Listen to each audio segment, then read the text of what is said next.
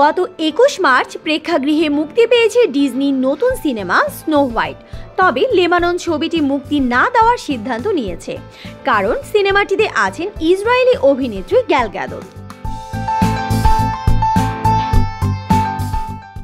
লেবাননের স্থানীয় সংবাদপত্র আন নাহারের বরাতে খবরটি প্রকাশ করেছে চলচ্চিত্র বিষয়ক মার্কিন গণমাধ্যম ডেডলাইন।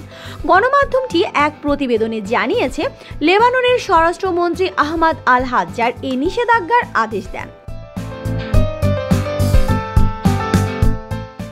মনে করা হচ্ছে ফিলিস্তিনে ইসরায়েলের হামলার কারণে এই সিদ্ধান্ত নেওয়া হয়েছে।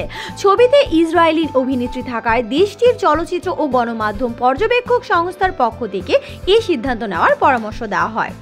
এই নিষেধাজ্ঞা কোনো নতুন বিষয় নয়। বৈরুত ভিত্তিক মিডল ইস্ট ডিস্ট্রিবিউশন সংস্থা ইতালিয়ান ফিল্মস জানিয়েছে, গ্যাদোত অনেক আগে থেকেই লেবাননের ইসরায়েল বয়কট তালিকায় রয়েছেন। সে কারণে তার অভিনীত কোনো চলচ্চিত্রই লেবাননে মুক্তি পায়নি। কেবল গ্যাল গ্যাদোত থাকার কারণেই নয়, অনেক কারণেই মুক্তির আগে থেকেই বিতর্কে জর্জর স্নো হোয়াইট। গ্রিম ভাইদের রূপকথা স্নো হোয়াইটের প্রধান চরিত্র সম্পর্কে লেখা ছিল বরফের মতো সাদা। পর্দায় চরিত্রটি দেখতে তেমনই হবে এমনটাই আশা করেন ভক্তরা। তাই বছর 4 আগে স্নো হোয়াইট সিনেমায় প্রধান চরিত্রে যখন রেচেল জেগলারের নাম ঘোষণা করা হয়, প্রবল বিতর্ক হয়েছিল। তখন সিনেমা মুক্তির আগে আরও ছড়িয়েছিল সে বিতর্ক। সেটা এতটাই যে সিনেমাটির প্রিমিয়ার সীমিত করতে বাধ্য হয়েছিল ডিজনি।